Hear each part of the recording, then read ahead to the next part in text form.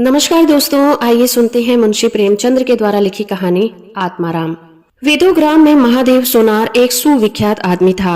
वो अपने साइबान में प्रातः से संध्या तक अंगीठी के सामने बैठा हुआ खट खट किया करता था। ये लगातार ध्वनि सुनने के लोग इतने अभ्यस्त हो गए थे कि जब किसी कारण से वो बंद हो जाती तो जान पड़ता था कोई चीज गायब हो गई है। वह नित्य काल एक बार अपने तोते का पिंजरा लिए कोई भजन गाता हुआ तालाब की ओर जाता था। उस धुंधले प्रकाश में उसका जर्जर शरीर, पोपला मुंह और झुकी हुई कमर देखकर किसी अपरिचित मनुष्य को उसके पिशाच होने का भ्रम हो सकता था। जो ही लोगों के कानों में आवाज आती, सत गुरुदत्त शिवदत्त दाता, लोग समझ जाते कि भोर हो गई है। महादेव का पारिवारिक जीवन सुखमय न था। उसके 3 पुत्र थे, 3 बहुएं थी, दर्जनों नाती पोती थे, लेकिन उसके बोझ को हल्का करने वाला कोई नहीं था।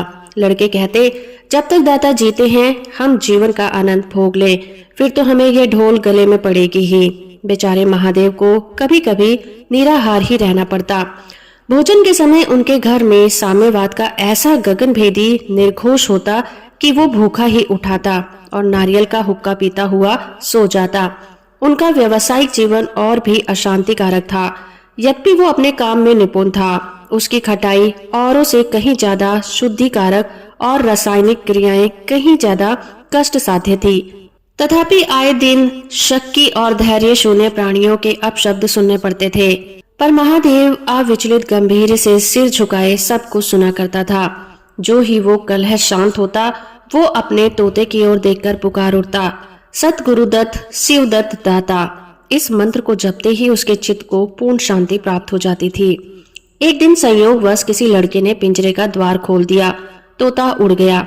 महादेव ने सिर उठाकर जो पिंजरे की ओर देखा तो उसका कलेजा सन्न हो गया। तोता कहाँ गया? उसने फिर पिंजरे की ओर देखा, तोता गायब था। महादेव घबराकर उठा और इधर उधर खपरेलों पर निगाह दौड़ाने लगा। उसे संसार में कोई वस्तु अगर प्यारी थी तो वो यही तोता था। लड़के बालों नाती पोतों से उसका जी भर गया था।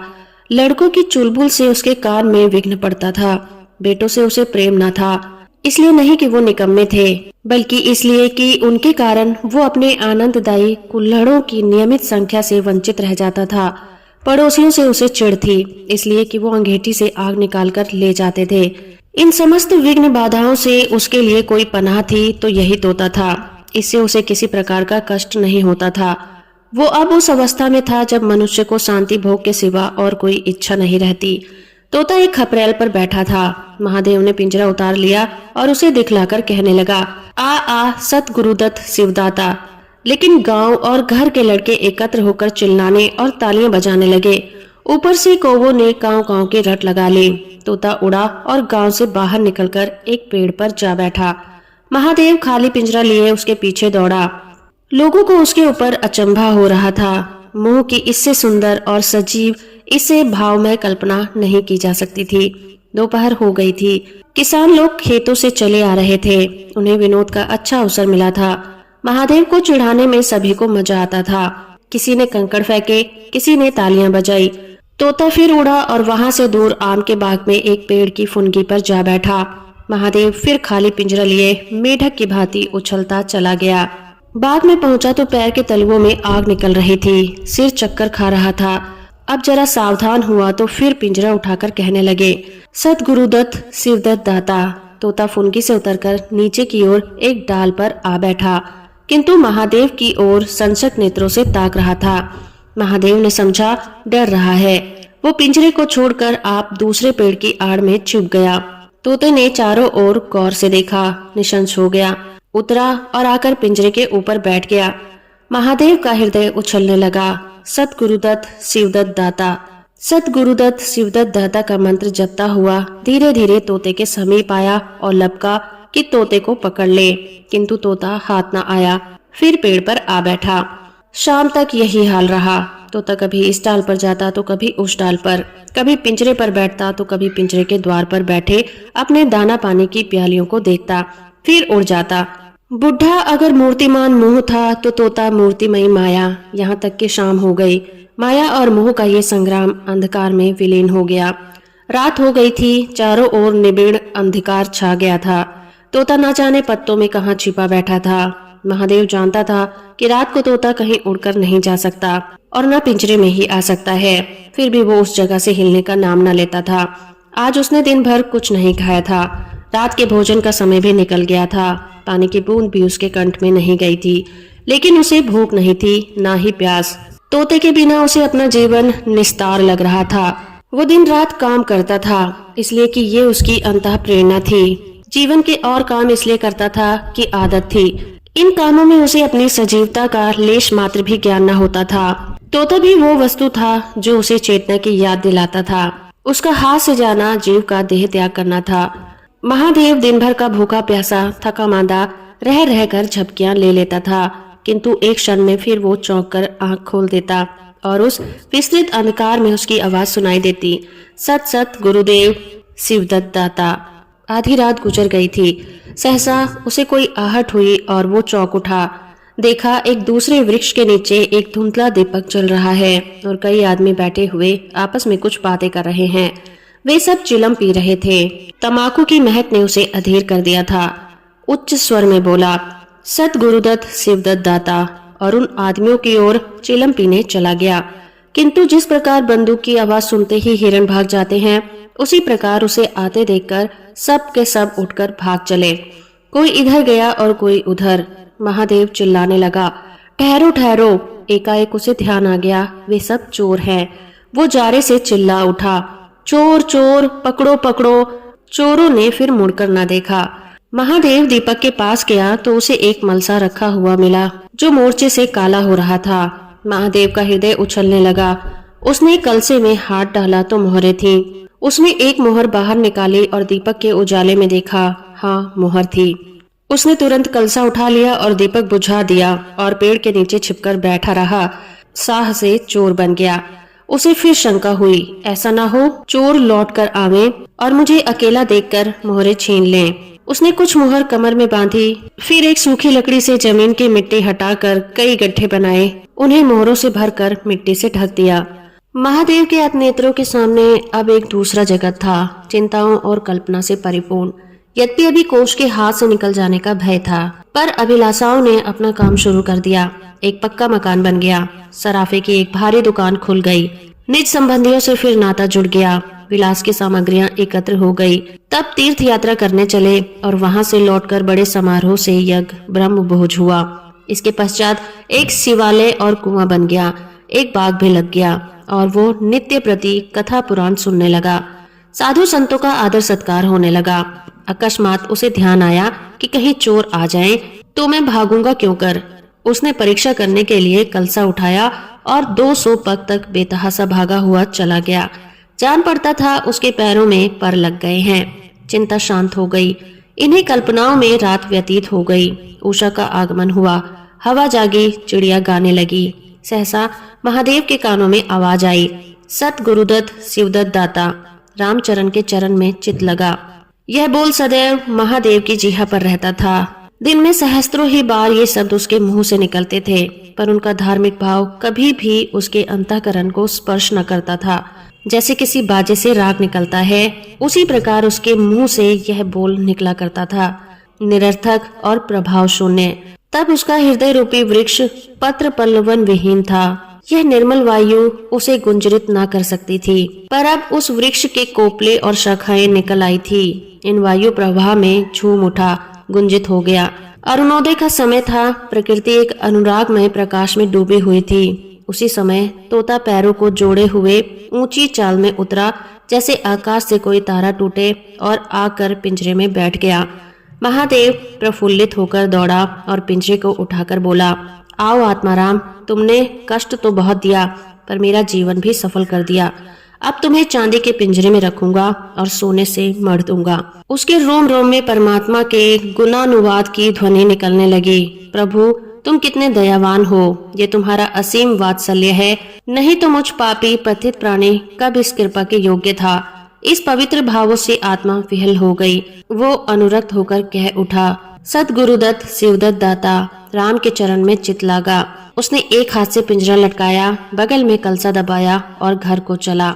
महादेव घर पहुंचा तो अभी कुछ अंधेरा था। रास्ते में कुत्ते के सिवा और किसी से भेंट नहीं हुई और कुत्ते को मोहरे में विशेष प्रेम नहीं था। उसने कलसे को एक नाद में छिपा दिया और कोयले से अच्छी तरह ढककर अपनी कोठरी में रख दिया। जब दिन निकल आया तो वो सीधे पुरोहित के घर पहुंचा। पुरोहित पूजा कर बैठे सोच रहे थे, कल ही मुकदमे की पेशी है और अभी तक हाथ में कौड़ी भी नहीं आई। इतने में महादेव ने पलागन की। पंडित जी ने मुंह फेर लिया। ये अमंगल मूर्ति कहाँ से आ पहुंची, मालूम नहीं दाना भी मयस्सर होगा या नहीं। रुष्ट होकर पूछा, क्या है जी, क्या करते हो? जानते नहीं हम इस समय पूजा कर रहे होते हैं। महादेव ने कहा, महाराज आज मेरे यहाँ सत्यनारायण की कथा है। पुरोहित जी विस्मित हो गए, कानों पर विश्वास न हुआ। महादेव के घर कथा का होना उतनी ही असाधारण घटना थी जितनी अपने घर में किसी भिखारी के लिए भीख निकालना। पूछा, आज क्या है? महादेव बोला, कुछ नहीं, ऐसा इच्छा हुई कि आज भगवान की कथा सुन लूं। प्रभात ही से तैयारी होने लगी। वेदों ने निकटवर्ती गांवों में सुपारी फेरी। कथा के उपरांत भोज का भी न्योता था। जो सुनता आश्चर्य करता, आज रेत में दूब कैसे जमी। संध्या समय जब जब लोग जमा हो और पंडित जी अपने सिंहासन पर विराजमान हुए तो महादेव खड़ा होकर उच्च स्वर में बोला, भाइयों, मेरी सारी उम्र छल कपट में कट गई। मैंने न जाने कितने आदमियों को दगा दिया, कितने खरे को खोटा किया। अब भगवान ने मुझ पर दया की है, वो मेरे मुंह के काले को मिटाना चाहते हैं। मैं अब आप सब भाइयों से ललकार कर कहता हूँ कि जिसका मेरे जिम्मे में कुछ निकलता हो, जिसकी जमा मैंने मार ली हो, जिसके चोखे मालकर मोटा कर दिया हो, वो आकर अपनी एक एक कौड़ी चुका ले। अगर कोई यहाँ ना आ सका हो तो आप लोग उससे जाकर कह दीजिए, कल से 1 महीने तक जब जी चाहे आए और अपना हिसाब चुकता कर ले। गवाही साखी का काम नहीं। सब लोग सन्नाटे में आ गए। कोई मार्मिक भाव से सिर हिलाकर बोला, हम कहते न थे? किसी ने अविश्वास से कहा, क्या खाकर भरेगा, हजारों का टोटल हो जाएगा। एक ठाकुर ने ठठोली ली। और जो लोग सुरधाम चले गए? महादेव ने उत्तर दिया, उसके घर वाले तो होंगे, किंतु इस समय लोगों को वसूली की इतनी इच्छा ना थी जितनी ये जानने की कि इसे इतना धन कहाँ से मिल गया। किसी को महादेव के पास आने का साहस न हुआ। देहात के आदमी थे, गड़े मुर्दे उखाड़ना क्या जाने। फिर प्राय लोगों को याद भी न था कि उन्हें महादेव से क्या पाना है, और ऐसे पवित्र अवसर पर भूल चूक हो जाने का भय उसका मुंह बंद किए हुए था। सबसे बड़ी बात यह थी कि महादेव की साधुता ने उन्हें वशीभूत कर दिया था। अचानक पुरोहित जी बोले, तुम्हें याद है मैंने एक कंठा बनाने के लिए सोना दिया था, तुमने कई मासे तोल में उड़ा दिए थे। महादेव, हाँ याद है। कितना नुकसान हुआ होगा? 50 रुपए से कम ना होगा। महादेव ने कमर से एक मोहर निकाली और पुरोहित के सामने रख दी। पुरोहित जी की लोलुपता पर टीकाएं होने लगी। ये बेईमानी है, बहुत हो 2-4 रुपए का नुकसान हुआ होगा। बेचारे से 50 रुपए ऐंठ लिए। नारायण का भी डर नहीं, बनने को पंडित पर नियत ऐसी खराब। राम राम। लोगों को महादेव पर एक श्रद्धा सी हो गई। 1 घंटा बीत गया पर उन सहस्त्र मनुष्यों में से एक भी खड़ा न हुआ। तब महादेव ने फिर कहा, मालूम होता है आप लोग अपना अपना हिस्सा भूल गए हैं, इसलिए आज कथा होने दीजिए। मैं 1 महीने तक आपकी राह देखूंगा, इसके पीछे तीर्थ यात्रा करने चला जाऊंगा। आप सब भाइयों से मेरी विनती है कि आप मेरा उद्धार करें। 1 महीने तक महादेव लेनदारों की राह देखता रहा। रात को चोरों के भय से नींद नहीं आती थी। अब वो कोई काम न करता। शराब का चस्का भी छूटा। साधु अभ्यागत जो द्वार पर आ जाते उनका यथा योग्य सत्कार करता। दूर दूर उसका सुयश फैल गया। यहाँ तक कि महीना पूरा हो गया और एक आदमी भी हिस्सा लेने नहीं आया। अब महादेव को ज्ञान हुआ कि संसार में कितना धर्म, कितना सद्व्यवहार है। अब उसे मालूम हुआ कि संसार बुरों के लिए बुरा है और अच्छे के लिए अच्छा। इस घटना को हुए 50 साल बीत चुके हैं। अब वेदों जाइए तो दूर ही से सुनहला कलश दिखाई देता है। वो ठाकुर द्वारे का कलश है। उससे मिला हुआ एक पक्का तालाब है जिसमें खूब कमल खिले रहते हैं। उसकी मछलियां कोई नहीं पकड़ता। तालाब के किनारे एक विशाल समाधि है, यही आत्मा राम का स्मृति चिन्ह है। उसके संबंध में अलग अलग बातें प्रचलित हैं। कोई कहता है कि रतन जड़ित पिंजड़ा स्वर्ग को चला गया। कोई कहता है सदगुरुदत्त कहता हुआ अंतर ध्यान हो गया। ये यथार्थ है कि उस पक्षी रूपी चंद्र को किसी बिल्ली रूपी राहु ने ग्रस लिया। लोग कहते हैं आधी रात को अभी तक तालाब के किनारे आवाज आती है, सदगुरुदत्त शिवदत्त दाता। राम के चरण में चित लागा। महादेव के विषय में कितनी ही जनश्रुतियां हैं। उनमें सबसे मान्य ये है कि आत्माराम के समाधिस्थ होने के बाद वो कई सन्यासियों के साथ हिमालय चला गया और वहां से लौट कर न आया। उसका नाम आत्माराम प्रसिद्ध हो गया। तो दोस्तों, अभी आप सुन रहे थे मुंशी प्रेमचंद्र के द्वारा लिखी कहानी आत्माराम। उम्मीद करती हूँ मेरा ये प्रयास और ये कहानी आपको अच्छी लगी होगी। वीडियो को लाइक और चैनल को सब्सक्राइब करना बिल्कुल मत भूलिएगा।